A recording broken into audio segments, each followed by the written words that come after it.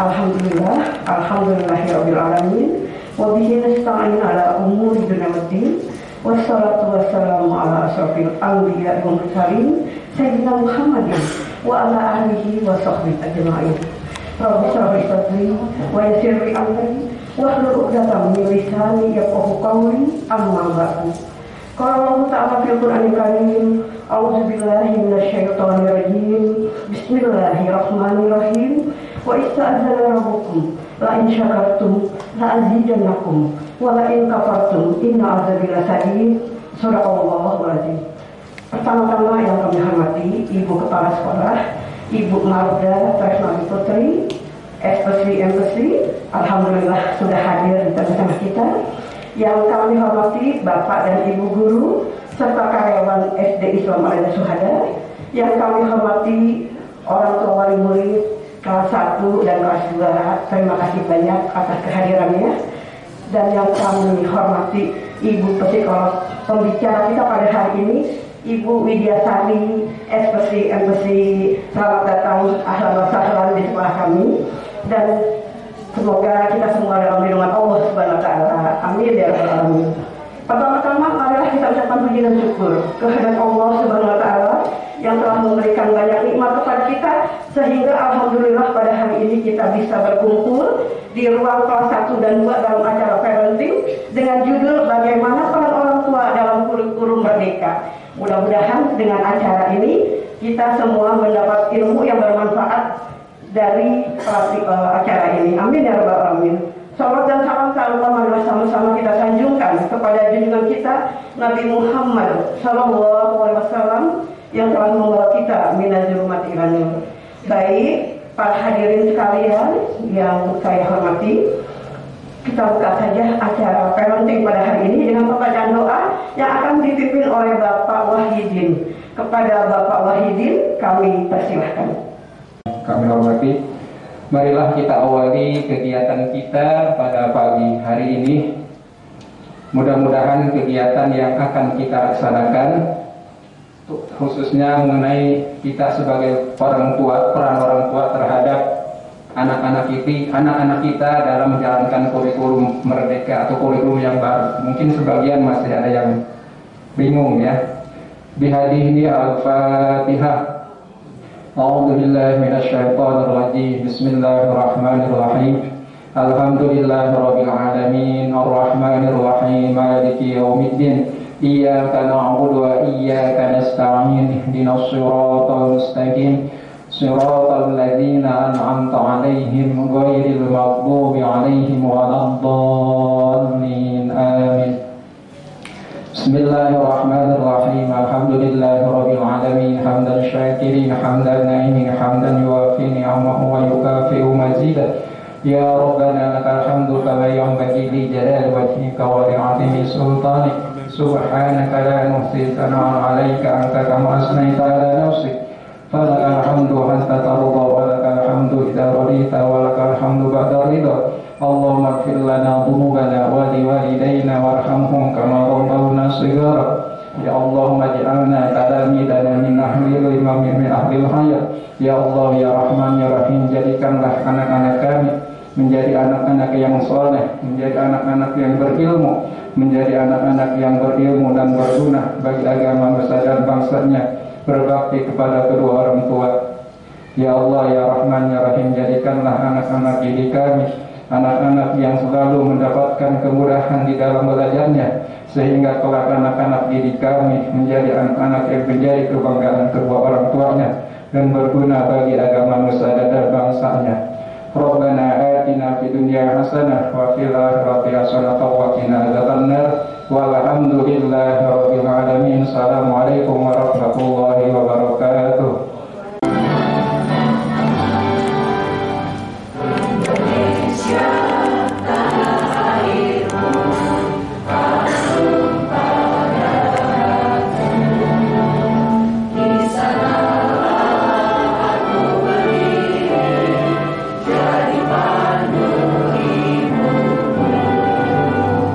Indonesia, bangsaku.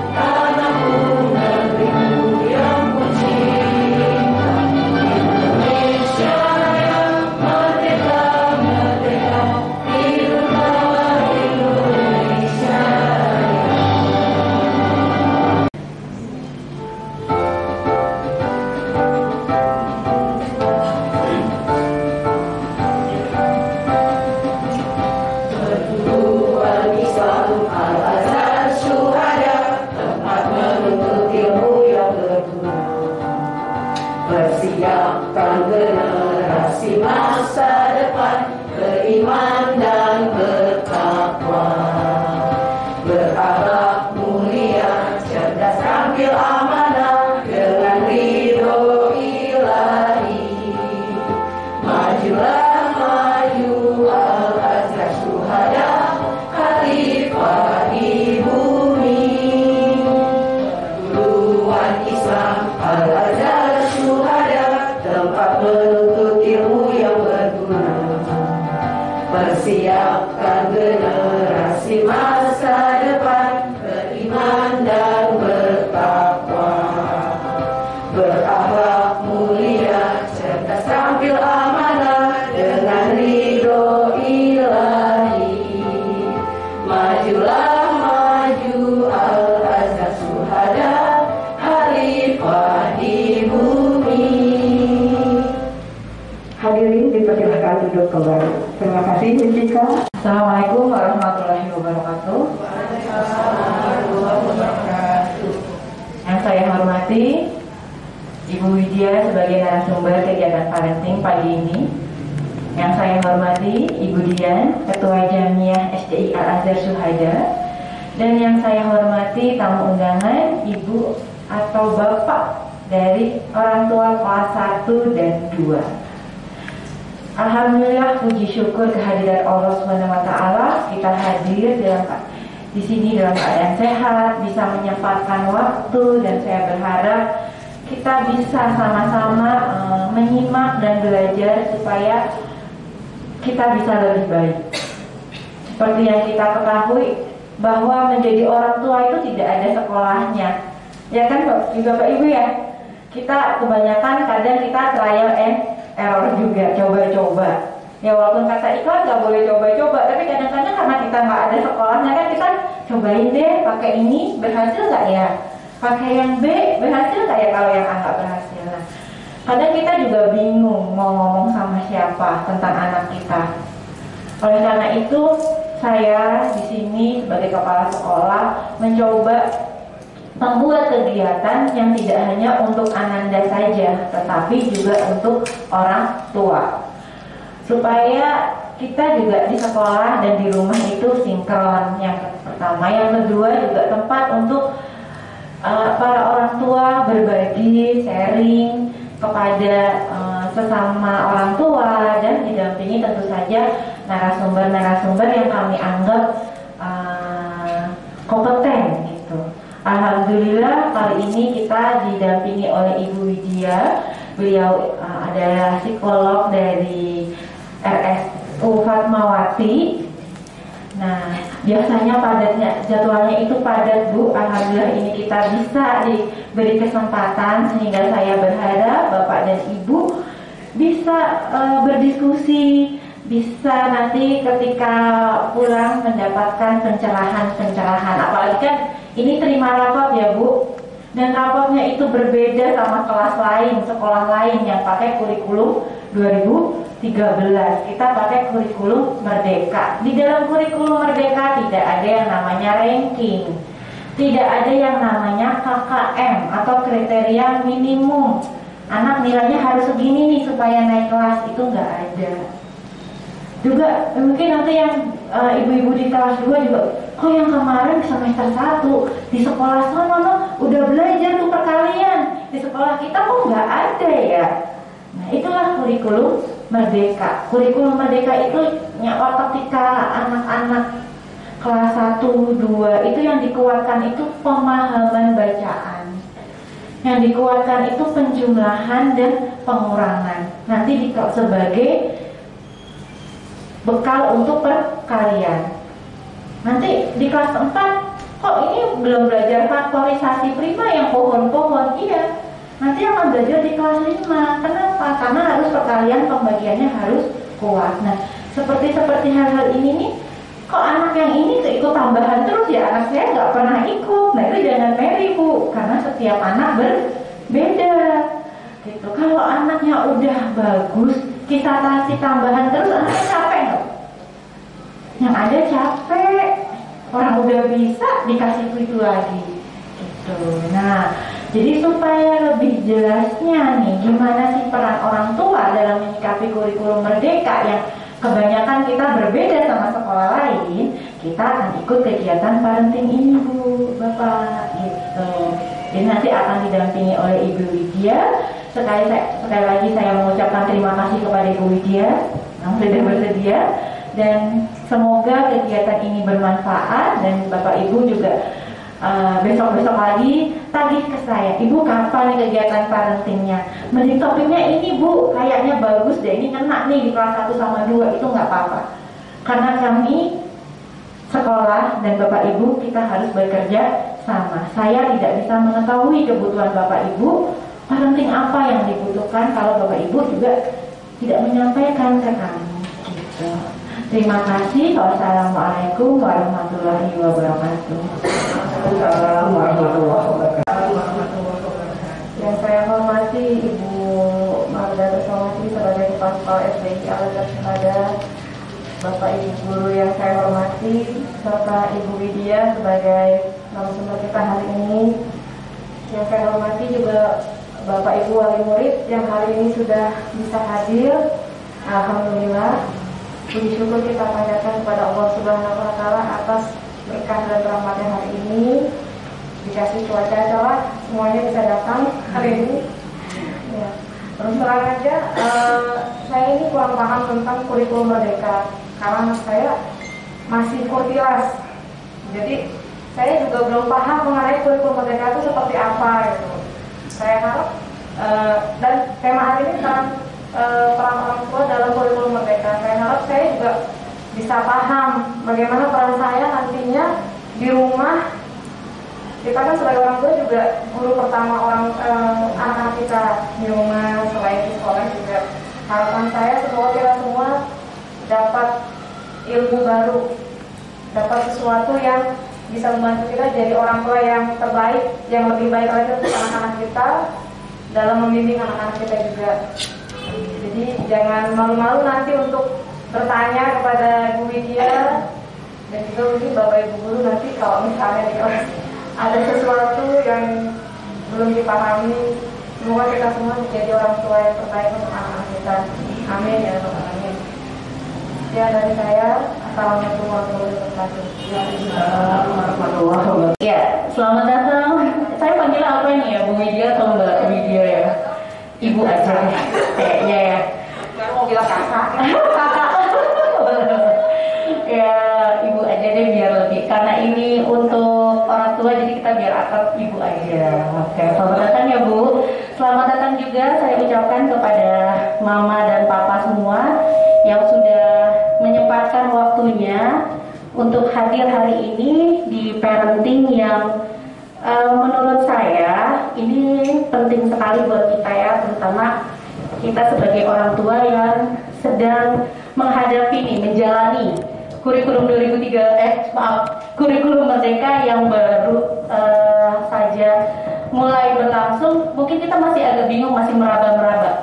Jadi Bu Widya nih hadir hari ini sangat membantu kami sekali gitu loh. Jadi kita biar tidak kebingungan bagaimana sih cara menghadapi atau bagaimana cara mengajarkan anak-anak di rumah bekerja sama dengan pihak sekolah dalam menjalankan kurikulum merdeka ini. Kami orang tua ya memberi kesempatan bisa bertemu Bu Widya, nanti jadi Mama bisa bertanya-tanya nih sama Bu Widya. Ya, karena gini loh Bu Widya, banyak mama-mama tuh yang kebingungan loh. Itu sebenarnya kurikulum merdeka tuh kayak apa sih? Terus, aduh saya bingung, di rumah anak saya nggak ada PR, saya harus ngajarin apa gitu. Terus, ya anak saya kok nggak belajar-belajar ya? Ini merdeka bener-bener blas merdeka. Terus saya juga merdekain anak saya di rumah nggak belajar, kayak gitu. Terus ada juga beberapa orang tua yang sempat bilang, aduh saya malah pusing nih kurikulum merdeka, saya nggak ngerti. Orang tuanya nggak merdeka. Iya, anaknya katanya merdeka, tapi kok saya nggak merdeka ya? Saya melihat anak saya gemes gitu.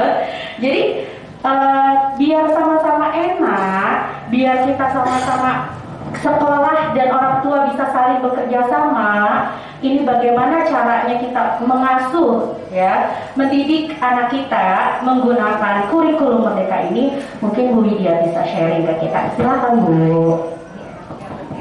Boleh berdiri. Oke, baik. Assalamualaikum warahmatullahi wabarakatuh. Ini saya happy banget karena ternyata tidak cuma ibu-ibu ya, ada bapak-bapak juga. Biasanya yang namanya terima rapor itu identik dengan yang datang ibu-ibunya aja, mau nggak neneknya gitu ya. Jadinya saya senang banget ini karena ternyata ada bapak-bapak juga. Karena ya memang esensinya mendidik anak itu yang berdua ya. Ya, tidak, ya walaupun memang tidak semua situasi ideal, ya, siapa tahu orang tuanya salah satunya di mana gitu ya, tapi paling tidak keterlibatan kan memang tidak selalu secara fisik ya, tapi dengan kehadiran di kegiatan terima rapor hari ini, insya Allah kehadiran Bapak Ibu itu akan sangat-sangat bermanfaat buat perkembangan pendidikan anak-anak yang ada. Amin, amin. Amin, amin. Baik, ini sebenarnya event offline saya yang beberapa ini kelima sejak pandemi. Biasanya online. Agak deg-degan, agak gugup gitu. Sama mungkin anak-anak yang semester ini atau yang tahun ini tahun ajaran ini baru mulai sekolah offline, itu juga terutama yang kelas 3, kelas 2, kelas 1 yang benar-benar baru nih. Tapi kelas 2 juga mungkin ada yang sempat mengalami online dulu, kelas 3 juga. Jadi ketika masuk mereka beradaptasi dengan situasi kelas, yang mana isi kelas kan gak cuma papa, mama, kakak, adiknya doang ya, tapi ada teman-temannya juga. Itu ada kegugupan tersendiri, ada rasa kaget sendiri. Campur-campur, mulai dari gugup, kaget, happy, gembira karena teman-temannya ternyata banyak gitu ya, selama ini cuma ketemu di Google Meet atau di Zoom gitu, ternyata bisa langsung ketemu. Orang tuanya juga jadi bisa kenalan sama orang tua lain, bisa sharing gitu ya apa yang dialami selama sekolah online kemarin ya. Nah sekarang ini kan kita dihadapkan pada kurikulum Merdeka. Nah ini kebetulan anak saya juga masih pakai kursi kelas ya. Jadinya agak berbeda sedikit. Jadi kemarin saya sempat ngobrol sama Bu Wanda juga kurikulum Merdeka itu seperti apa. Ada beberapa teman saya juga di Kemendikbud, Kemendikbud atau Kemendiknas gitu ya. Saya pengen tahu sebenarnya kurikulum Merdeka itu seperti apa. Dan ternyata memang ini sangat melibatkan peran orang tua. Jadi ekosistem belajarnya itu benar-benar siswa, sekolah, sama orang tua, lingkungan. Ya, lingkungannya itu benar-benar melibatkan berbagai aspek. Di satu sisi mungkin rasanya, kok jadi nggak merdeka ya? Padahal justru ini orang tua diberi kebebasan untuk menstimulasi anaknya, untuk memaparkan banyak istilahnya banyak stimulus gitu ya ke anaknya. Nah sekarang kita pengen tahu nih rambu-rambunya apa gitu ya. Baik, slide. Jadi bukan cuma jalan raya ya, sekolah juga gitu ya. Nah, ini saya sebut tadi di awal generasi merdeka biar seru aja sebenarnya ya. Cuman ternyata memang anak-anak sekarang itu jauh lebih merdeka daripada itu zaman dulu kayaknya ya. Mungkin kalau kita zaman dulu ya dengan gaya pengasuhan dulu, dengan lingkungan yang mungkin masih serba terbatas ya, karena kita waktu kecil kan nggak ada tuh game-game komputer segala macam. Sekarang kan segala macam ada. Jadi anak itu benar-benar bebas untuk mencari tahu, bebas untuk mencari apa sih yang mereka suka gitu ya. Jadi minatnya bisa luas banget. Nah makanya ini memang generasi sekarang tuh generasi alpha, itu generasi merdeka kayaknya ya. Nah si generasi alpha ini siapa sih? Nah anak-anak kita itu kebanyakan masuknya ke, kalau nggak generasi Z, generasi alpha. Buat yang lahir setelah 2010, rata-rata yang anaknya kelas SD sekarang itu lahirnya di atas 2010 ya, kecuali kelas 6 mungkin ya, ada yang lahirnya di 10 ya? Oh, 2010. iya kan umurnya 12 ya. Juga dia benar. Nah, mereka ini adalah yang lahir setelah tahun 2010. Usianya 12 tahun ke bawah. Anak-anak kelas 1 itu berarti antara 6 sampai 6 tahun ya. Kelas 2 itu 7-8 tahun. Ini adalah anak dari generasi X dan milenial. Kita orang tua di sini rata-rata kalau nggak milenial ya generasi X ya. Jadi pastinya ada gap seperti yang kita rasakan dengan orang tua kita. Ada gap yang itu sangat-sangat wajar sekali ada perbedaan karena kan udah beda generasi ya. Beda generasi itu artinya paling tidak ada jarak 20 tahun beda usianya gitu. Apalagi kalau ini bukan anak pertama. Jadi ada anak kesekian gitu ya. Gapnya makin jauh lagi. Generasi Alpha ini juga adik dari generasi Z. Makanya mungkin ada yang kakak-kakaknya usianya 13 tahun ke atas, ada yang kakak-kakaknya udah remaja, ya udah SMA atau malah udah dewasa gitu. Jadi dia beda 2 generasi di bawah kita orang tuanya. Dan dari lahir, ini adalah generasi pertama yang dari lahir itu udah akrab sama dunia digital. Bangun-bangun mukanya udah nampil di Instagram gitu ya. Bangun-bangun udah nongol di Facebook, di Instagram, di TikTok gitu ya. Jangan-jangan lahirnya juga live gitu ya. Live di IG gitu. Jadi memang nggak salah juga sih ya, karena memang zamannya sudah begitu gitu ya. Zamannya memang serba digital. Ketika dulu kita kecil belum ada tuh yang namanya handphone. Punya telepon rumahnya udah syukur banget itu, dekat rumahnya ada ini ya, ada jaringan telepon gitu ya. Nah, saat kita punya gadget, usia kita waktu itu insya Allah udah agak lebih matang ya, remaja ke atas. Saya itu punya handphone waktu saya kelas 3 SMA. Itu umur saya 17 tahun waktu itu ya, menjelang dewasa awal gitu. Nah, anak sekarang punya handphone dari lahir gitu. Dari lahir tuh udah punya iPad, udah punya tablet, udah punya handphone, udah didengerin lagu dari handphone. Zaman dulu kan agak heboh ya sound sistemnya ya. Dari masih di perut. Benar juga, dari di perut malahan gitu.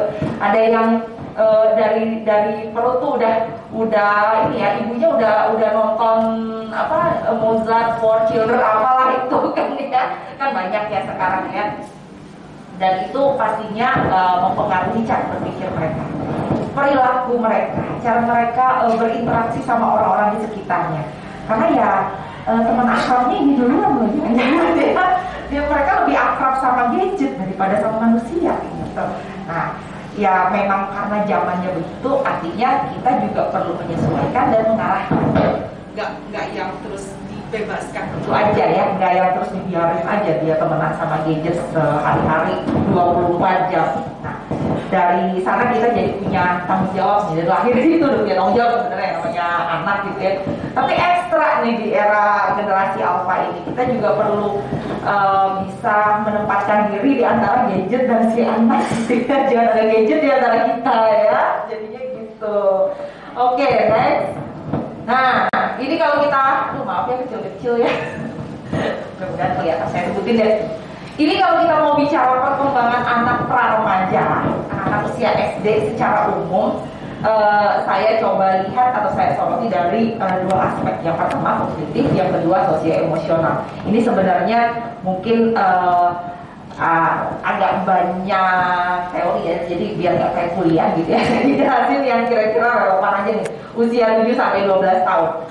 Kalau secara kognitif, anak-anak ini sudah pada tahap yang namanya operasional konkret. Mungkin pernah dengar kalau ini topik yang udah sering dibahas. Kalau misalnya Bapak Ibu, Ayah Bunda mau browsing, mungkin lebih banyak penjelasannya dari ini. Operasional konkret itu seperti apa? Anak-anak di kelas 1 sampai kelas 3 itu udah mampu memahami sebab akibat sederhana. Wah, kalau aku bangunnya telat, nyampe sekolah telat juga nih. Kalau aku pergi sekolah nggak sarapan dulu, jam 9 aku udah lapar, udah pengen ke kamar gitu kan ya. Jadi udah kebaca nih sebab akibat yang simpel-simpel seperti ini. Kira-kira masih konkret nggak? Masih bisa dia bayangkan? Belum yang jaraknya jauh banget gitu ya. Jadi bisa melihat dari beberapa sudut pandang juga. Jadi kalau misalnya kita udah ngasih tahu, misalnya nih ya, contoh simpelnya, dia lihat mamahnya dari belakang itu dia bisa kenalin. Kasarnya gitu deh. Dia kalau ngelihat mamahnya lewat dari belakang tuh udah bisa kenalin walaupun dia nggak lihat mukanya gitu. Dia udah tahu oh ini mamahnya gitu. Jadi udah bisa melihat dari beberapa sudut pandang, terutama pada hal-hal yang bersifat konkret. Nah, kalau di usia 11-12, kelas 4, 5, 6 ya, itu udah masuk ke operasional formal. Anak mampu memahami konsep abstrak, jadi udah bisa memahami yang sifatnya hipotetikal, teori-teori gitu ya. Makanya kalau dia belajar yang PPKN gitu ya, IPS udah menyambung tuh, udah mulai bisa dikasih konsep-konsep yang Pancasila gitu ya, karena kan itu abstrak. Nah, anak-anak udah mulai ngerti nih dan bisa berpikir secara teoritikal serta hipotetikal. Kalau misalnya begini, nanti outputnya begitu, akibatnya begitu gitu. Dan itu udah nggak cuma yang sederhana, udah mulai lebih kompleks daripada yang anak-anak yang lebih muda. Itu secara kognitif ya. Kalau secara sosio-emosional ada beberapa istilah. Mungkin ini memang jargon-jargon yang tidak terlalu common ya, tidak terlalu umum.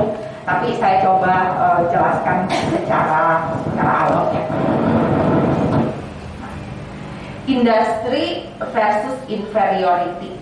Nah, industri itu secara umum inisiatif, kemandirian, kepemimpinan gitu ya. Kalau inferiority itu kayak rasa kurang percaya diri, rasa ragu-ragu. Nah, ini dua hal ini sangat krusial dan titik kritisnya adalah di usia ini. Anak-anak itu mulai mengembangkan kemampuan berpikir deduktif, misalnya menyimpulkan sesuatu dari berbagai fakta yang ada di hadapannya. Gitu. Oke, pelajaran-pelajaran udah mulai ini ya, kayak misalnya mencari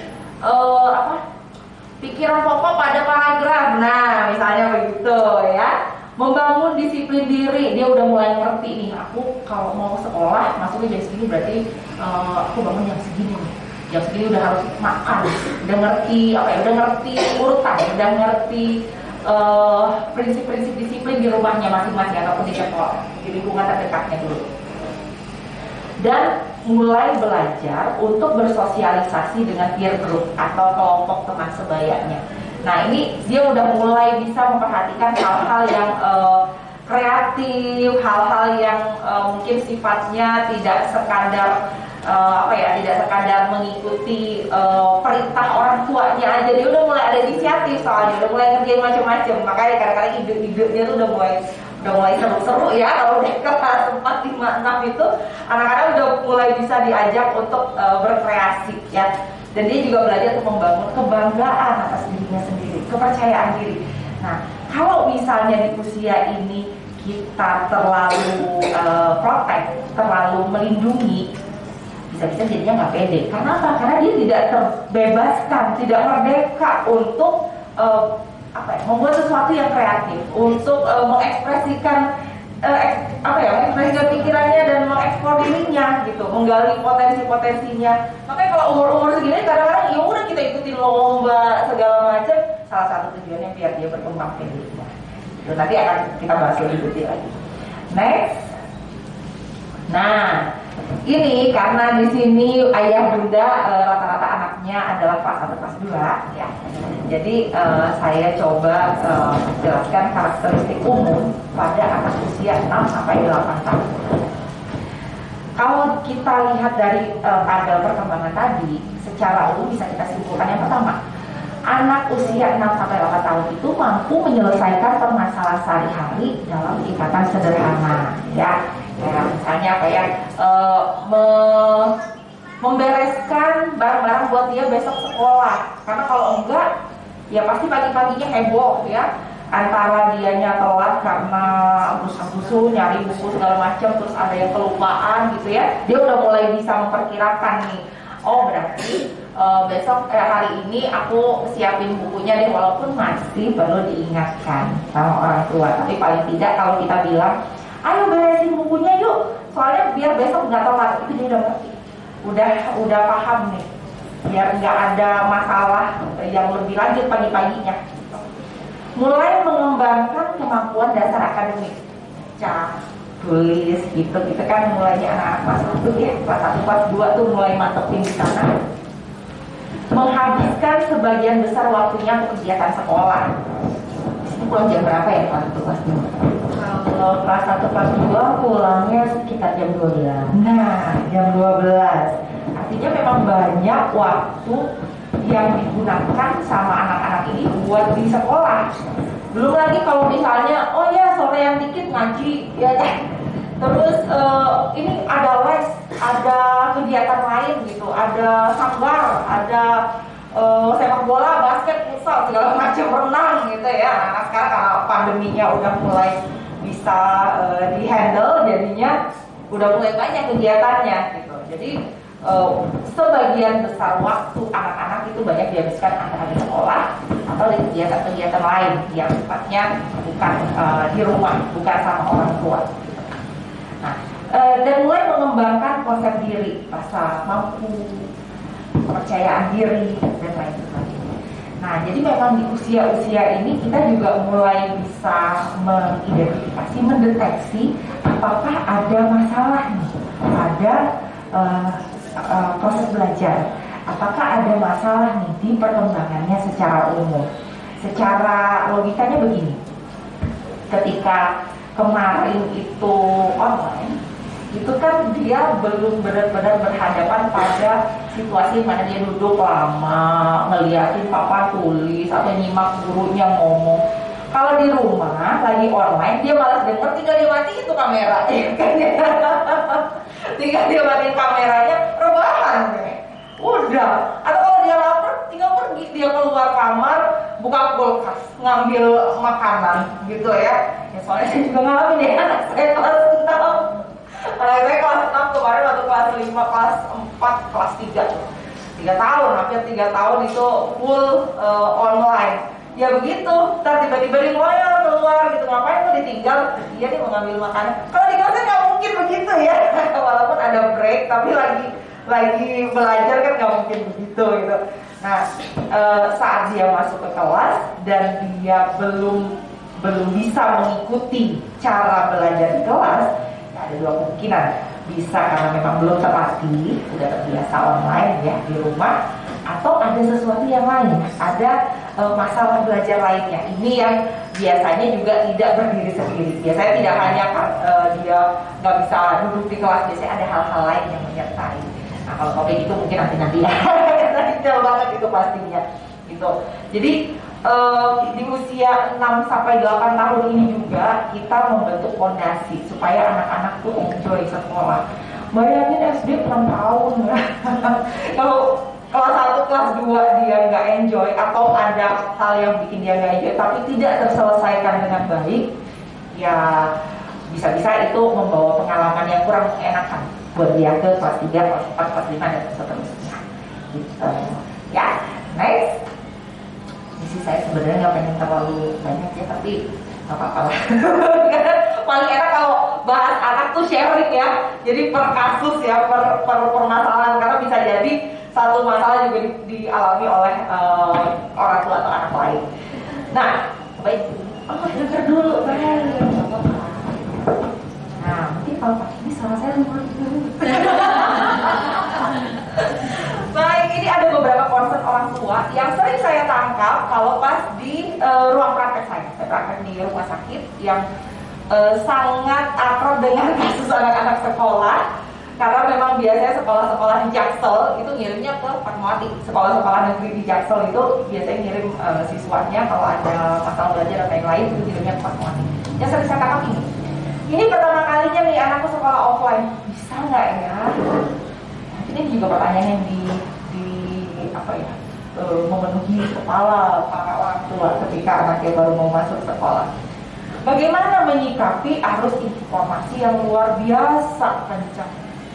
Karena ini ya internet, handphone, TV, belum lagi pergibahan antara anak-anak gitu ya. Itu transfer informasinya luar biasa, dahsyat, itu cepet banget gitu. Apakah gadget dan internet seberbahaya itu? Nah, Ini juga kita perlu lihat case per case, karena gadget, internet dan lain sebagainya, dunia digital ya, itu udah jadi bagian dari kehidupan anak-anak yang tidak mungkin anak kita bikin steril 0%. Nggak bisa banget gitu kan, ya sekolahnya bisa online gitu. Apalagi sekarang juga udah mulai terbiasa anak-anak untuk mengumpulkan PR-nya, misal kalau ada PR-nya lewat email. Anak-anak udah punya email gitu kan ya, udah punya nomor telepon jangan-jangan. Jadi emang sudah akrab banget, nggak bisa yang benar-benar nol mereka disterilkan dari internet dan gadget ya. Tapi apakah seberbahaya itu, yaitu sangat tergantung pada bagaimana kita mendampingi dan memfasilitasinya. Anakku lebih asik dengan aktivitasnya sendiri, gimana ya supaya dia bisa lebih aktif sosialisasi. Ini juga ada nih cerita-cerita waktu di rumah dia suaranya kenceng, begitu nyampe sekolah kenceng, nggak mau ngomong gitu. Itu sering banget kejadian karena anak-anak ini belum merasa aman. Zona nyamannya masih ada di rumah nih, atau dekat orang tua. Bahkan ketika ada orang tua aja dia ngumpet di belakang orang tuanya kalau dia berhadapan sama orang yang belum dia kenal gitu. Jadi sangat mungkin sekali ini juga terjadi di kelas. Jadi anaknya ngumpet gitu di pojokan. Kalau udah mulai gurunya mau bertanya, kalau dia maaf itu saya kayaknya dulu. Jadi ngumpet kalau udah gurunya mau nanya, saya ngumpet gitu ya. Nah itu makin umum terjadi sekarang ini. Dan apa benar generasi ini lebih mudah stres? Nah kan, jadi sering dapat berita, cerita dan lain-lain yang menggambarkan betapa anak-anak sekarang generasi Z dan generasi Alpha ini punya kerentanan yang lebih besar terhadap kesehatan mental. Sebenarnya mungkin kalau kerentanan ya siapapun yang ada di zaman sekarang sama-sama rentannya ya. Tapi ada faktor-faktor risiko yang mungkin perlu kita ketahui pada anak-anak ini. Apa yang bikin mereka jadi gampang stres? Mungkin secara sosial, secara beban sekolah ya, beban kegiatan di sekolah, atau beban kegiatan lain yang kita kasih nih sebagai orang tua gitu kan ya. Kita ngelihat anaknya kayaknya nih tenaganya masih banyak, ya udah deh kita suruh kerjain ini. Ternyata dia jadi kelelahan, dan kelelahan pada anak itu tidak selalu muncul dalam bentuk aduh mama aku capek.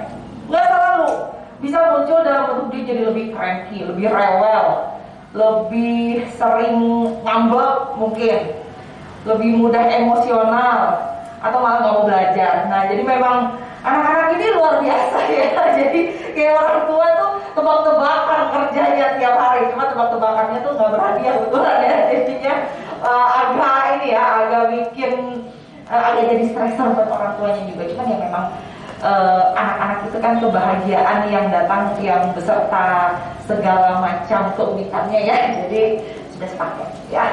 Oke, next. Ya. Kalau kita masih concern dengan hal-hal tadi, kita masih punya kekhawatiran, justru itu bagus. Artinya kita punya kepedulian sama anak-anak gitu. Jadi kita nggak cuma melepaskan mereka di sekolah. Ya udah, yang penting aku udah sekolahin anak, udah bayar, udah ada gurunya, ntar pulang tinggal terima beres gitu. Syukur-syukur di sekolah dimandiin gitu kan. Sayangnya enggak ya. Jadi kadang-kadang kita berharapnya begitu, tapi ya kan nggak begitu ya.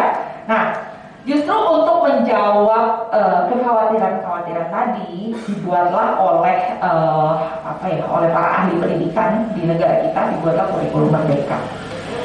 Ini adalah kurikulum yang mengadopsi nilai-nilai pendidikan Ki Hajar Dewantara, di mana katanya kalau anak-anak itu tahapan belajarnya itu sangat unik setiap anak. Jadi masing-masing nggak bisa kita samain, nggak bisa kita benar-benar paksa. Walaupun sudah ada ini ya, ada silabus, ada kurikulum, tapi capaian tiap anak tuh bisa beda-beda. Karena apa? Karena tiap anak modalnya juga beda-beda, gitu kan? Nah, jadi ini curahan hati para guru ini.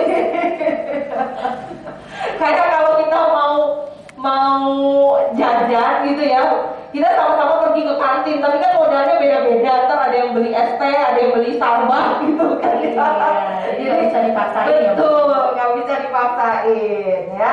Nah, anak-anak ini terpapar sama internet sama gadget dan segala macamnya.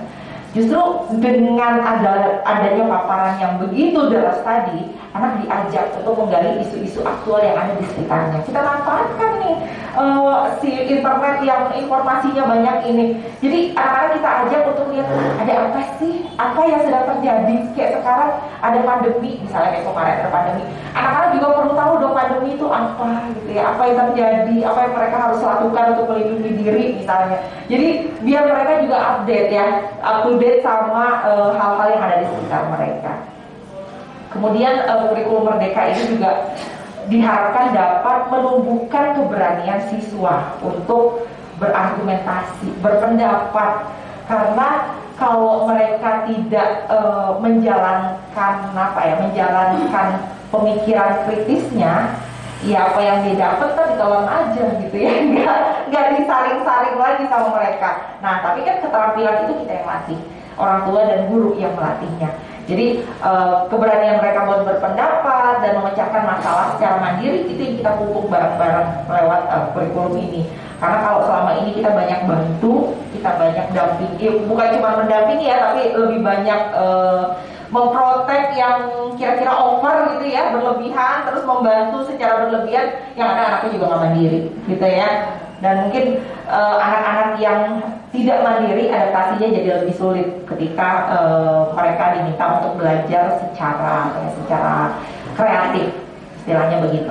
Nah, pembelajaran di kurikulum ini juga dilakukan secara kolaboratif dan berorientasi proses. Kenapa kolaboratif? Karena anak-anak ini juga kita perlu asah kemampuannya untuk bekerja sama, untuk diskusi sama teman-temannya, untuk sosialisasi gitu.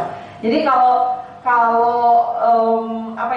PR individual zaman dulu kan kita begitu ya, anak-anak sekarang banyak proyek-proyek kelompok ya, banyak kegiatan-kegiatan yang sifatnya berkelompok yang mana orang tua jadi ikutan ya. Nah iya memang karena saya mengalami juga. Biasanya orang tuanya ikut, pengennya tuh bagus. Gitu. Jadi wow gitu, pas dilihat wow ini beneran lagi gitu. Orang tuanya ikut terjun karena yang mau nggak mau kan yang beli bahannya orang tua ya. Jadi orang tua ikut berkolaborasi gitu ya. Kelompok anaknya ada kelompok orang tuanya juga gitu. Jadi ya memang di satu sisi itu positif karena anak-anak belajar untuk kerjasama ya. Di sisi lain kalau kita terlalu mengarahkan anak-anak jadi nggak terasah nih kreativitasnya. Dan berorientasi proses ini yang membuat anak-anak itu harapannya tidak terlalu stres sama tuntutan sekolah.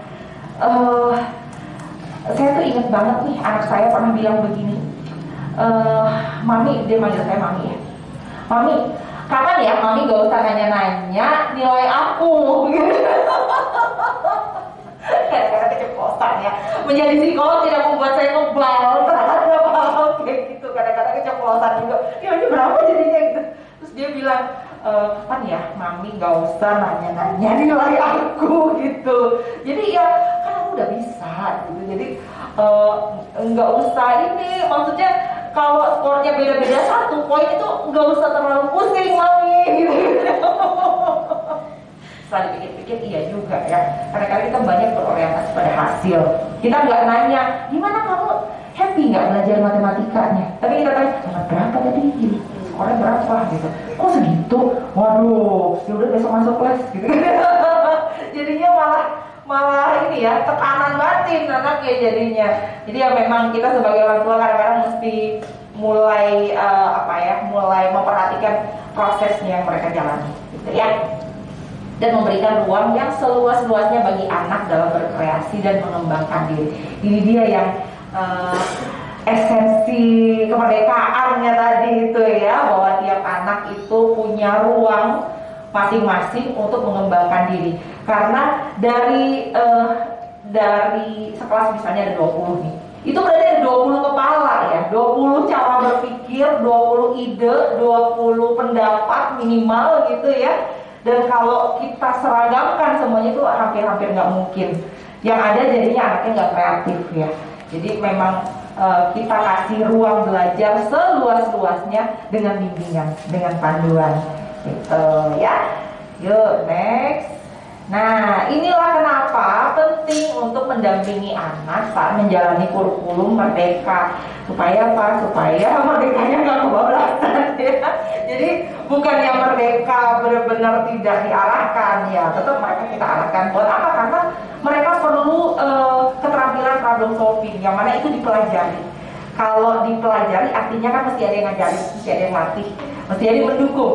Kalau tidak ada yang mendukung, ya ada nanti mereka tidak punya bekal gimana sih cara menyelesaikan masalah dengan cara yang benar, cara yang istilahnya bukan cara curang gitu ya. Nah, yang kedua, membantu anak mendapatkan stimulasi yang tepat agar kemampuan literasi dan critical thinkingnya berkembang. Jadi kalau zaman dulu kita belajar banyakkan tuh menghafal ya, menghafal istilahnya kayak menghafal tanggal-tanggal misalnya gitu ya. Terus menghafal intinya menghafal deh tanpa kita benar-benar memahami konsepnya apa. Kalau kita belajar sejarah nih ya, yang banyak kita hafal tanggal-tanggal kejadiannya, tapi esensi kejadian itu apa kita nggak tahu gitu ya. Oke, hari kemerdekaan tanggal 17 Agustus, tapi yang terjadi di hari kemerdekaan itu apa kita nggak tahu. Kalau misalnya hanya sekedar menghafal tanggalnya saja gitu. Jadi memang ini tidak hanya PR para orang tua, guru-guru juga mulai kreatif bikin soal ya. Guru-guru juga mikir gimana caranya bikin soal supaya anak-anak tuh apa sekali lagi kan HOTS ya? Iya, HOTS. Iya. Higher order thinking skill. Nah, ya itu berkembang. Karena kalau tidak, anak-anak hanya bisa mengerjakan satu model soal. Begitu soalnya diganti, lupa, pusing gitu. Kan ntar yang ada dia jadi latihan soal, ngapalin soal jadinya. Padahal kan yang yang kita inginkan, mau kita latih gitu ya, keterampilan mereka menyelesaikan masalah ya kan. Nah, dan yang ketiga, memastikan keterlibatan dalam ekosistem pendidikan anak, yaitu tadi yang ada siswa, sekolah, sama orang tua dan lingkungan sosial secara luas. Oke, next ini. Nah, ini nih, jangan sampai peran pendampingan yang tadi yang mesti dijalankan oleh orang tua dan guru itu diambil alih oleh next ini. Itu zolim.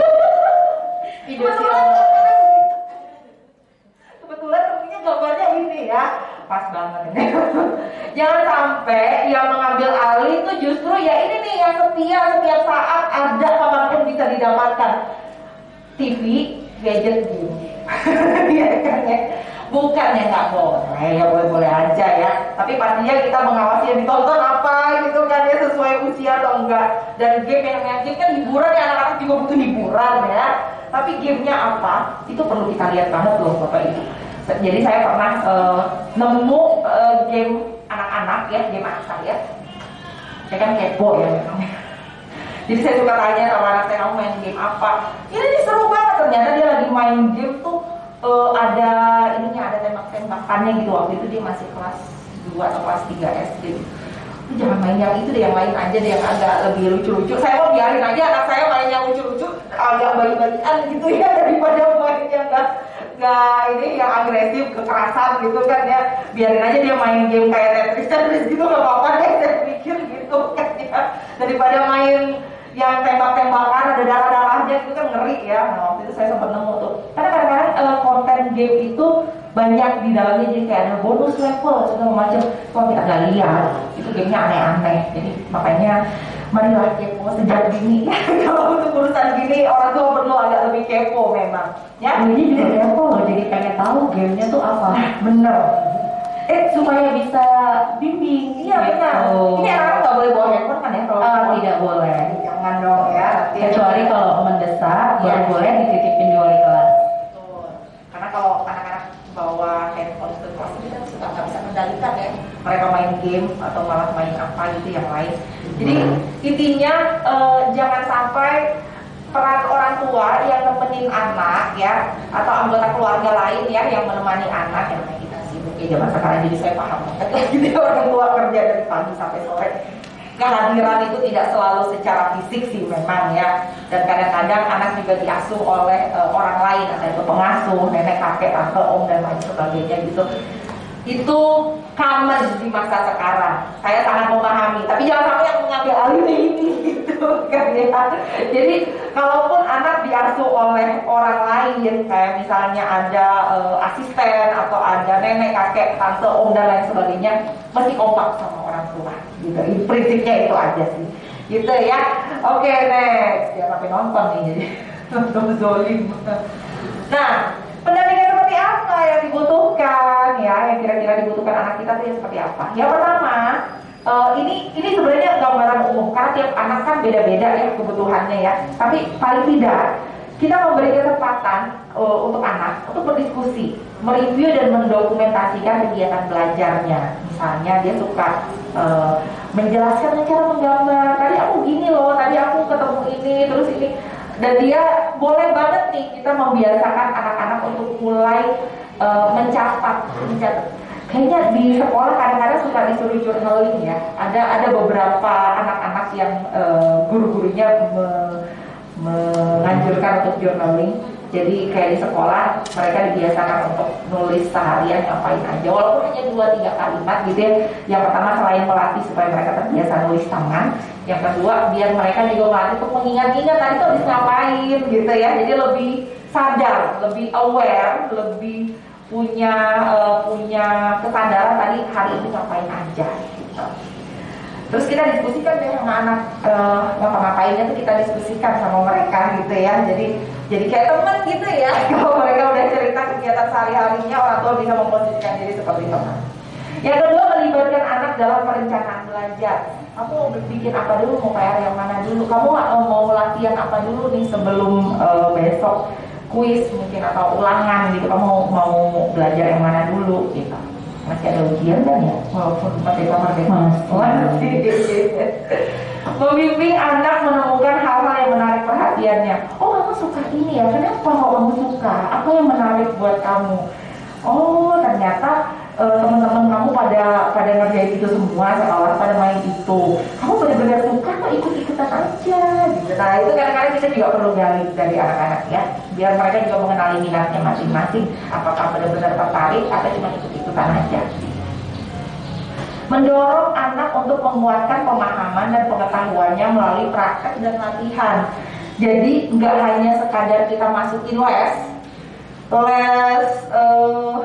mata pelajaran gitu ya, itu kan kebanyakan latihan soal yang intinya menghafal gitu ya. Yang kita kuatkan adalah pemahamannya. Dia ngerti nggak sama konsepnya. Perkalian itu paling gampang memang dihafal, tapi dia tahu nggak perkalian itu apa, intinya apa. Intinya kalau misalnya pembagian, intinya mendistribusikan angka-angka ke jumlah yang sama, misalnya gitu kan ya. Gimana lah bahasanya kan ya, mungkin hanya bisa dibahasakan dengan secara sederhana gitu ya sama guru-guru ketika mengenalkan pada anak-anak. Plus di rumah juga dikuatkan sama orang tua gitu. Karena kalau anak-anak nggak punya PR, nggak ada PR nih, misalnya kurikulum merdeka nggak ada PR, tapi mereka nggak diulang di rumah, nggak ada sesi belajar. Yang mana sesi belajar tuh nggak mesti kaku loh. Kadang-kadang kalau misalnya mereka udah belajar kali-kalian, ya udah sambil mamahnya masak gitu ya, sambil ngitung. Oh tadi udah belajar kali-kalian. Ya udah nih, kalau kita mau bikin kue 1 loyang butuh telurnya 2. Kalau kita mau bikin 2 loyang, kita butuh telurnya berapa yuk, misalnya gitu. Jadi diajak mereka untuk menerapkan apa yang udah didapat dalam keseharian. Itu lebih gampang mereka justru pemahaman. Gitu ya. Jadi latihan, praktek itu penting, lebih penting, jauh lebih penting daripada sekadar menghafal atau les-lesan. Ya. Nah, yang terakhir mendiskusikan tantangan dan ekspektasi yang dihadapi kedua pihak. Jadi tentunya orang tua punya harapan, guru punya harapan, harapannya selaras enggak nih? Makanya bisa dibicarakan dan didiskusikan sama orang tua. Ya, oke, yuk tinggal sedikit lagi terakhir kayaknya. Nah, ada satu hal yang saya pernah baca ya. Ini kita ini kebetulan muslim semua ya. Kita tuh punya loh tokoh pendidikan muslim ya, namanya Abdullah Nasir Ulwan. Ini dia sudah memberitahu di bukunya namanya Tarbiyatul Aulad fi Al-Islam. Saya pernah baca tuh ya, ada 5 prinsip utama bahwa anak itu belajar melalui 5 jalan. Yang pertama, keteladanan. Jadi orang-orang di sekitarnya, terutama orang dewasa itu memberi contoh, memberi teladan. Yang kedua, kebiasaan. Makanya anak-anak itu biasanya terampil melakukan sesuatu yang memang biasa dia kerjakan. Ya kalau biasa terapi mainannya sendiri, ya mau di mana-mana kita biarin main, dia juga terampil untuk beresin mainannya sendiri gitu. Yang ketiga, nasihat. Jadi kita kasih tahu yang benar gimana, menghindari yang salah, apa yang harus dihindari gitu. Kemudian pengawasan ini lebih ke kita melihat, memantau dari jauh. Ketika kita udah membiarkan mereka untuk bisa mandiri, tetap kita pantau ya. Dan yang kelima, yang terakhir, konsekuensi. Jangan sampai anak-anak terlalu kita lindungi sampai mereka nggak tahu konsekuensinya apa. Terkadang mereka perlu mengalami yang namanya konsekuensi atau akibat dari perbuatannya selama itu tidak membahayakan gitu ya. Jadi dan ini 5 jalan ini tentunya tidak lepas dari bimbingan orang tua, guru, dan orang-orang dewasa lainnya yang ada di sekitar anak. Makanya ini mungkin bisa jadi patokan kita juga ya, bahwa ternyata dalam Islam pun diajarkan ada 5 hal yang perlu kita penuhi ketika kita memimpin anak. Begitu, kurang lebih begitu ya Bu. Ini kayaknya terakhir mau thank you doang. Iya, karena memang kalau kita mau detail, itu nanti jadi kayak kuliah ya. Ibu-ibu mau ngambil rapot, kan mau kuliah sama mau diskusi gitu. Jadi kurang lebih seperti itu. Nanti yang lain-lain kita bisa bahas dalam diskusi ya.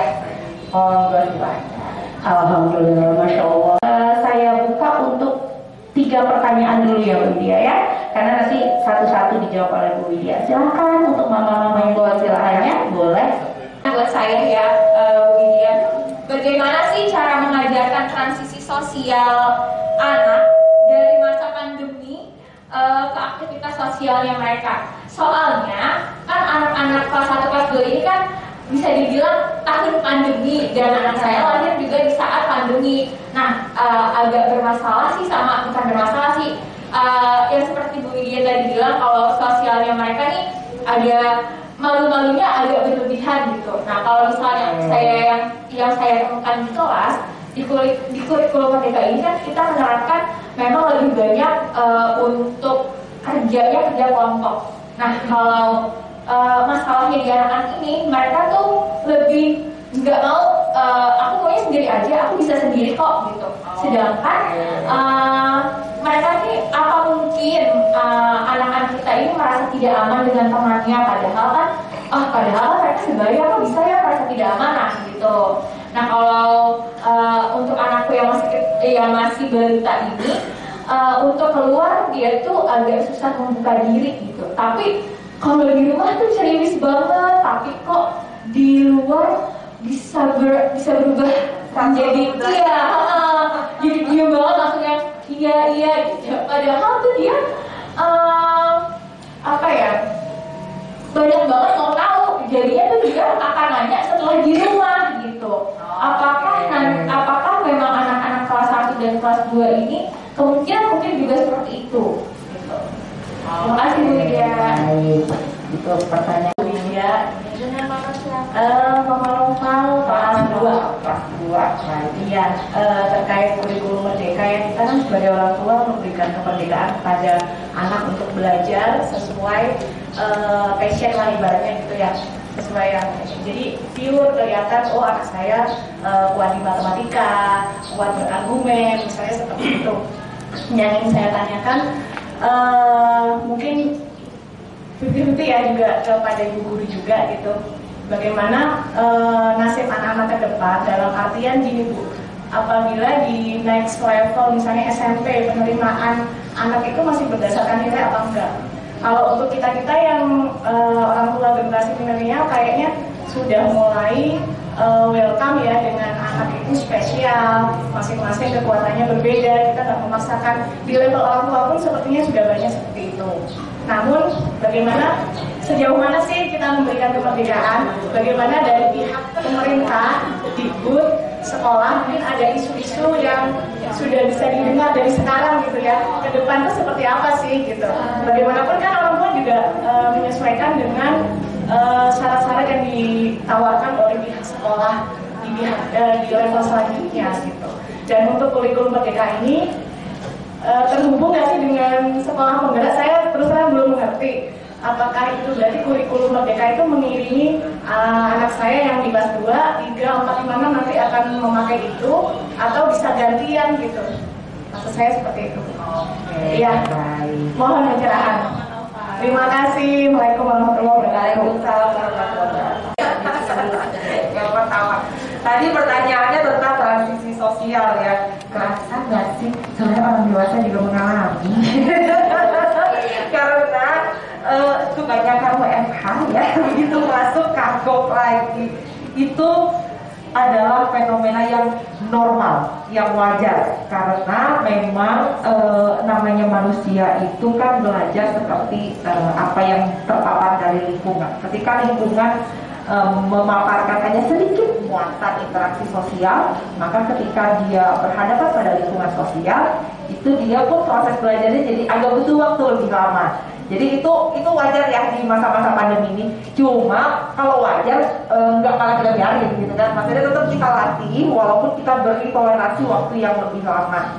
Pada anak-anak yang mungkin belum mau kerja kelompok, bisa dia ditaruh di kelompok-kelompok besar yang kira-kira bikin dia merasa aman dulu nih. Yang penting nimbrung aja dulu gitu ya. Walaupun kerjaannya belum banyak, sambil dibimbing sama gurunya untuk, oh ya kamu ngerjain ini, ngerjain itu. Jadi kayaknya anak-anak kelas 1, kelas 2 yang memang angkatan pandemi ini belum bisa langsung nyebur. Tidak semua bisa langsung nyebur dalam situasi kelompok.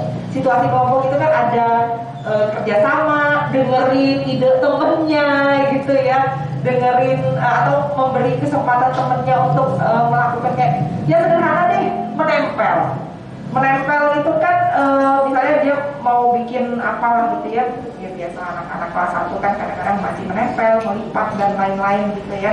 Begitu temannya mau menempel itu kan ada mungkin di salah satu kelompok, jangan aku aja yang nempel di situ atau apa gitu.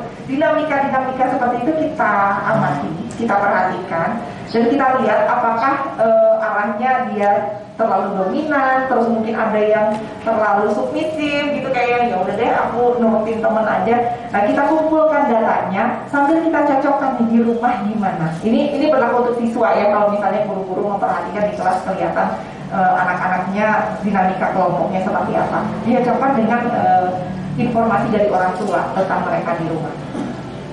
Kalau dia masih usia balita, itu memang figur lekatnya masih sama orang tua nih, masih sangat melekat pada orang-orang yang memang dia lihat setiap hari. Jadi kalau dia mau keluar, perlu kita kasih ancang-ancang dulu nih. Nanti kita mungkin malah dari 3 hari sebelumnya gitu ya. Hari lusa, misalnya hari Rabu, kita mau ketemu sama Tante Cika nih. Tante Cika ada anaknya 2 orang.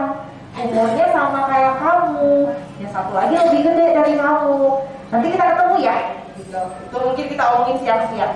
Terus sore lagi, di hari Sabtu kita ketemu Tante Cika ya. Jadi kayak kita kasih bridgingnya dulu biar dia nggak kaget sama situasinya. Kalau ternyata dia masih takut, nggak apa-apa. Karena kalau misalnya kita paksa, justru dia merasa bahwa situasi sosial itu menakutkan. Jadi nggak apa-apa, pelan-pelan dulu aja, karena memang ini generasi yang kita tuh kayak nggak bisa dapat semuanya ya di masa pandemi kemarin. Maunya sehat, tapi jadi kurang sosialisasi. Kita sosialisasi, dikit-dikit kena COVID gitu kan. Itu ada tuh yang ngalaminnya begitu. Jadi bener-bener, wah ini kayak nggak bisa dapat dua-duanya nih. Dan itu sangat lumrah dialami oleh hampir semua orang tua di masa pandemi ini ya. Jadi nggak apa-apa, orang tuanya juga jangan stres. Karena kalau orang tuanya stres, anaknya kerasa. Ya. Orang tuanya stres, ini gimana sih nih anaknya kok nggak mau ini? Ya kan kita ngomel, terus nyampe rumah tuh merepetnya. Gimana sih kalau ibu nggak mau sih? Anaknya makin anaknya makin males diajak keluar karena nanti pulang pasti aku diomelin gitu. Jadi pelan-pelan aja sambil orang tuanya juga berusaha supaya situasinya nggak stressful buat orang tuanya juga ya. Intinya kita jangan stres. Jadi orang tua jangan stres. Itu dulu deh. Jangan stres Cika, sama sering-sering mengingatkan ya, memberitahu. Iya. Di bridging, disiapin dari rumah, termasuk yang situasi di kelas ya, situasi di kelas misalnya anaknya kita dapat laporan dari guru wali kelas gitu kan. Tadi anaknya nggak mau ini bunda nggak mau kerjain di kelas bareng-bareng sama teman-temannya. Itu tuh udah kayak wah ini. Emosi. Jadi memang kita perlu menyadari situasi dan menerima situasi dulu sih ya. Memang yang stres duluan itu orang tuanya biasanya di situasi kayak gini. Jadi ini berlaku untuk situasi lain di mana kita punya demand atau punya tuntutan ke anak-anak. Yang pertama, orang tuanya jangan stres dulu. Orang tuanya tenang dulu. Ntar anaknya ngikutin. Percaya deh, karena biasanya aura-aura stres orang tua tuh kerasa sama anak. Kalau orang tuanya udah lebih plong, udah lebih legowo ya istilahnya, ya udah, belum mau main, ya udah sini duduk sama mama, kita coba lagi yuk, kita coba lagi gitu. Itu anaknya juga merasa aman. Jadi anaknya nggak ikut stres. Ya, kurang lebih begitu. Mudah-mudahan menjawab ya. Gimana Miss Cika? Oke. Ya, terima kasih Bu Lydia. Sama-sama. Next, pertanyaan yang kedua ini dari Mama Nova. Tapi ini pertanyaannya ditujukan ke sekolah ya, lebih ke sekolah dari Mama Nova. Oh, 50-50. Bu Lydia dulu kalau gitu. Ini nasib anak-anak ke depan gimana nih penerimaan ininya? Apakah berpengaruh dengan nilai? Jangan Mama Nova, saya juga cemas. Tapi intinya begini ya, kita yakin bahwa apapun kurikulumnya, apapun sekolahnya, yang penting bagaimana kita menjalankan. Karena tidak selalu kita itu ketemu situasi yang ideal. Ya. Jadi mungkin dari dinas bilangnya begini, ternyata nyampe di sekolah tidak mampu laksana. Itu sangat mungkin sekali gitu.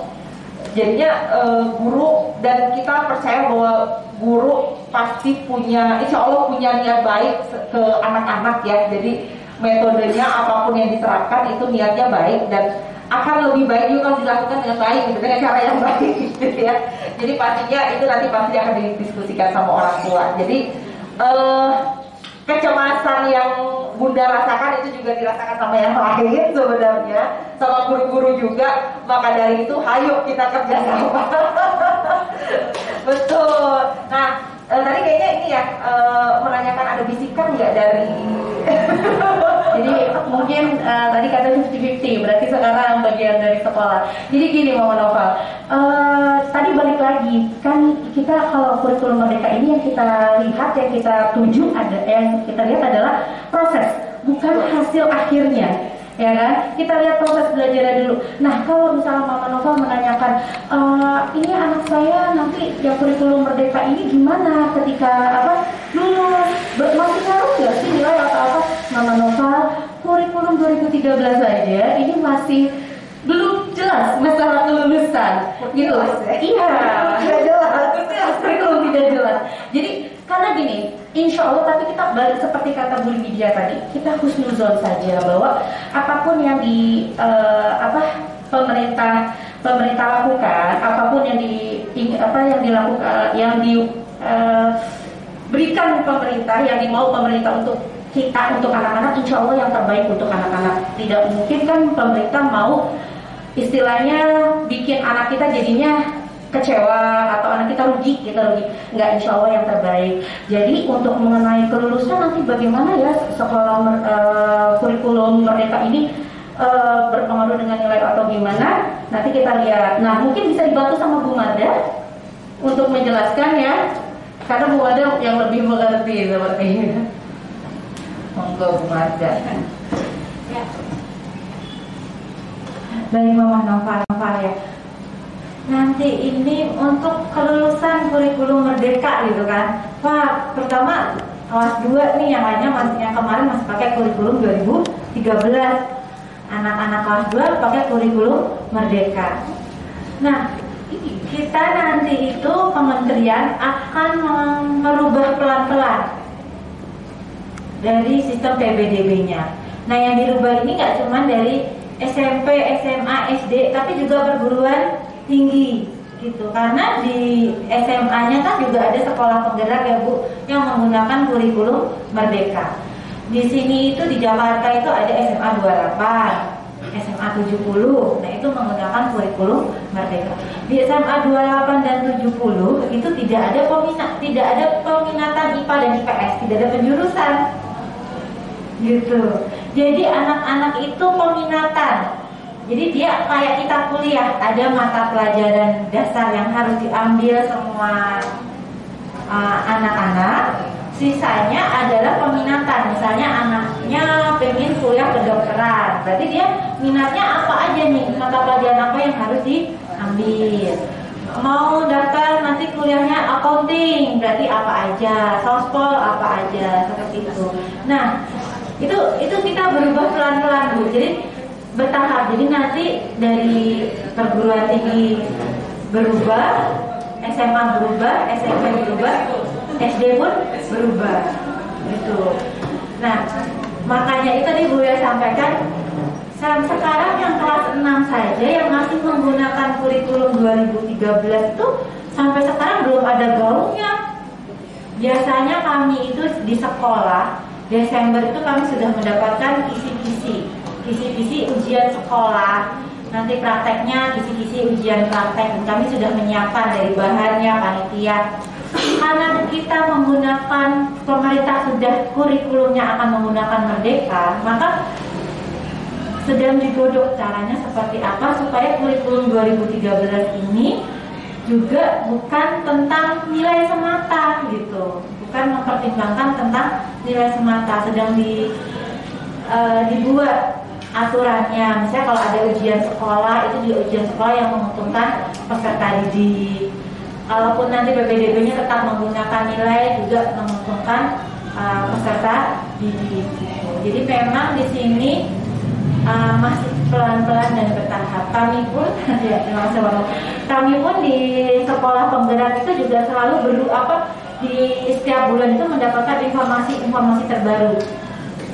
Misalnya penilaian ini seperti ini ya. Setiap bulan itu ada update-nya yang akan dimau sama kementerian itu sebenarnya inginnya itu pendidikan itu seperti apa gitu. Cuma kan kalau ngajarin gurunya sekaligus berat ya, bahkan gurunya pusing ya, wah ini berubahnya banyak banget. Nah, jadi kami itu dikasih ini ya, termasuk kegiatan karantina itu kan ini ya, di sekolah itu kita tuh kurikulum merdeka itu ya tadi yang disampaikan Lydia ya, orang tua harus terlibat banyak, sekolah harus melibatkan orang tua. Kami itu disampaikan seberapa banyak orang tua berpartisipasi dalam pengasuhan di sekolah, dalam pendidikan di sekolah. Semakin sedikit, maka kami disampaikan itu tidak sesuai dengan kurikulum merdeka. Kenapa? Karena anak kan di rumah yang bersama orang tua. Kalau kami tidak melibatkan orang tua, berarti kami tidak melibatkan kondisi rumah seperti itu. Nah, ini juga kami diinformasikan sedikit demi sedikit. Tapi insya Allah yang namanya perubahan pasti menuju ke kebaikan gitu. Jadi kita di sekolah ada berusaha sebaik mungkin untuk berubah supaya lebih baik. Gitu aja sih Pak. Itu yang orang saya kalau udah menjawab. Siap dengan perubahan. Betul. Power Rangers, Ultraman, aduh, Wonder Woman semuanya deh. Iya, jadi seperti itu ya Mama Nova. Insya Allah mudah-mudahan bisa jelas ya. Ya. Ini kadang-kadang kita memikirkan sesuatu tuh kadang pikiran sendiri dibagi ya Mam ya, sama guru-guru, sama orang tua lain. Jadi dengan kita sharing kayak ini sebenarnya selain berusaha cari jawaban juga untuk membagi bebannya biar nggak terlalu dipikirin sendiri ya, jadi nggak stres sendiri. Betul ya. Jadi ya itulah gunanya kita kumpul hari ini biar kita saling sharing informasi, kita diskusi bersama ya Bu Widya ya. Baik, kita lanjut ke pertanyaan ketiga. Ini dari Mama Naila kelas 1. Apakah ada psikotes untuk siswa di mana bisa diketahui kira-kira anak saya ini kuatnya atau bakatnya itu di bidang apa, dalam pelajaran apa? Ini mungkin bisa dijawab sama Bu Maria dulu karena ini pertanyaannya buat sekolah Bu. Iya, ada pertanyaan buat sekolah. Cuma mungkin saya bisa ini sharing pengalaman dulu kali ya Bu Maria. Kita biasanya anak-anak itu nanti di kelas 4 atau 5 ya Bu, biasanya suka ada psikotes memang. Karena kalau kelas 1 itu kan kemarin kita fokusnya kepada literasi dan numerasinya ya, kita mengetahui anak ini sudah mampu ininya ya Bu Mada ya, ada asesmen kan ya, kalau kelas 1 kemarin ada asesmen sebelum masuk gitu, jadi untuk diketahui apakah literasinya sudah bagus, numerasinya sudah bagus, untuk asesmennya kira-kira sampai mana, pelajarannya yang sudah dia mampu sampai mana, seperti itu. Nah untuk psikotesnya sendiri kita biasanya ada untuk mengetahui kemampuan siswa, nanti di kelas berapanya nanti kita infokan lagi.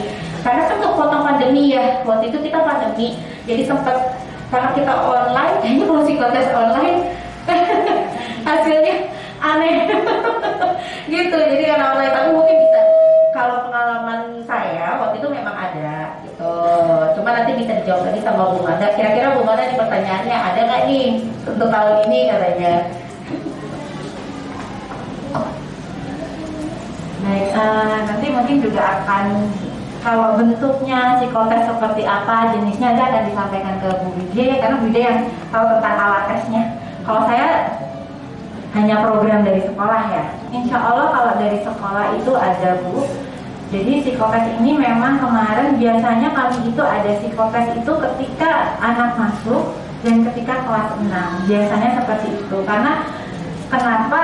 Karena kadang ketika kelas 1 kan hasilnya itu belum optimal gitu ya. Belum menggambarkan banget gitu kan.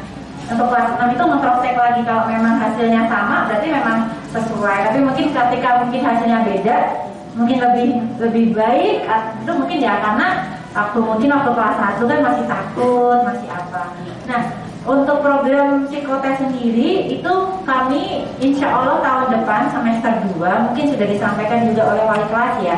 Itu untuk kelas 1, 2, dan 3 karena kelas 4, 5, 6 sudah ada laporan tentang dinamika psikologisnya sudah kami miliki dan guru-guru sudah bisa membacanya. Nah, itu nanti akan dilaksanakan di hari Sabtu karena ini modelnya kan individual ya Bu. Jadi 5 anak gitu. Jadi setiap hari Sabtu nanti akan ada undangan dari sekolah. Jadi Mama tunggu aja karena ini 5 anak dari kelas 1 sampai kelas 3. Jadi mungkin kalau kelas 1 bisa aja kenanya nanti Maret atau Februari. Nah itu ya wajar karena yang diadakan kan kelas 3 dulu, nanti kelas 2, baru kelas 1. Kenapa kelas 1 terakhir? Supaya udah harapannya Maret itu kan anak-anak udah agak mateng ya. Karena kan nanti yang ngetes bukan gurunya, psikolog gitu kan. Nah bukan dari saya juga, bukan guru, jadi merupakan orang baru. Harapannya nanti kalau adik-adik kelas 1 itu melihat kakak kelasnya sudah pernah psikotes karena dilaksanakan di hari Sabtu dan pas anak-anak ekskul juga, jadi tidak cemas menghadapi psikotes tersebut gitu. Tapi ya tadi ya Bu, sebenarnya psikotes ini membuat kami untuk memberikan informasi ke kami dan orang tua gimana sih nanti dampingin anak-anak gitu. Bukan merupakan penilaian ya Bu yang harus maksudnya begini nih gitu, bukan. Itu hanya informasi untuk membantu kita aja, untuk ibu dan sekolah untuk menstimulasi gitu aja. Nanti untuk jenisnya nanti mungkin bisa dijelaskan ya sama Bu Widya, meskipun nanti yang atas bukan Bu Widya juga karena Bu Widya sibuk banget. gitu kita. Terima kasih ya. Assalamualaikum. Terima kasih dari Bu Widya tiga-tiganya. Oke, yang pertama, generasi alfa itu adalah generasi yang lahir tahun berapa?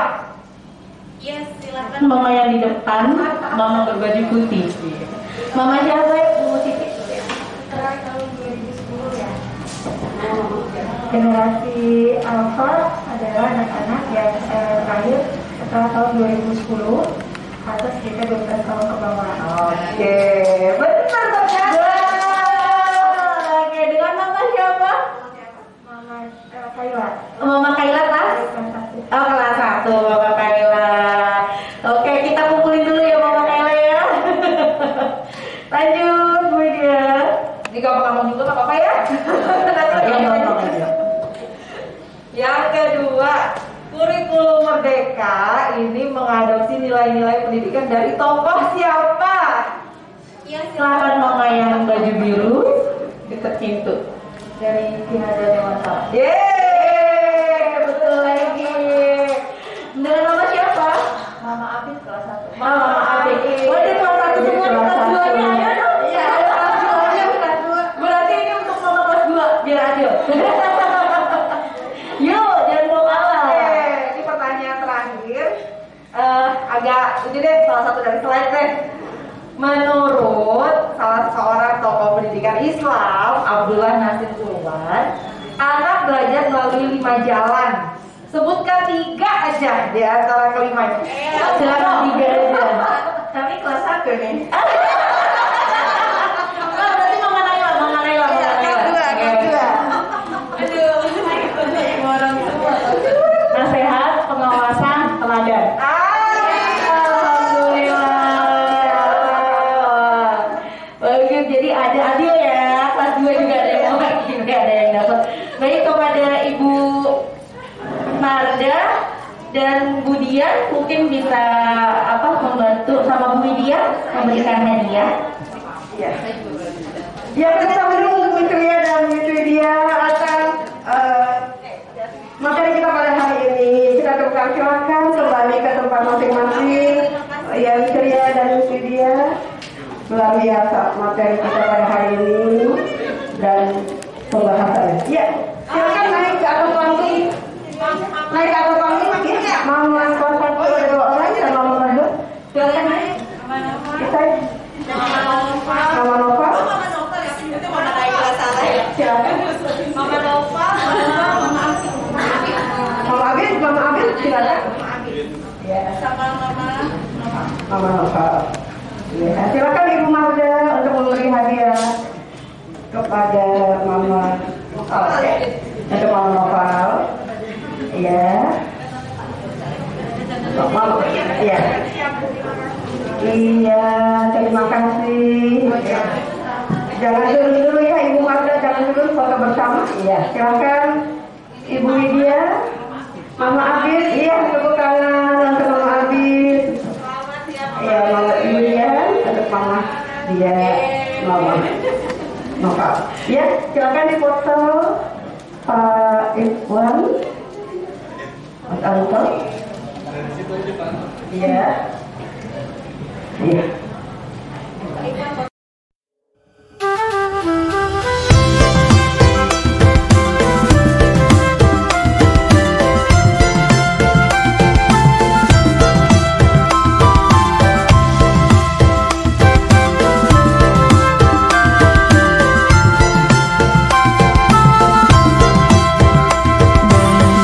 Bukalah matamu, saatnya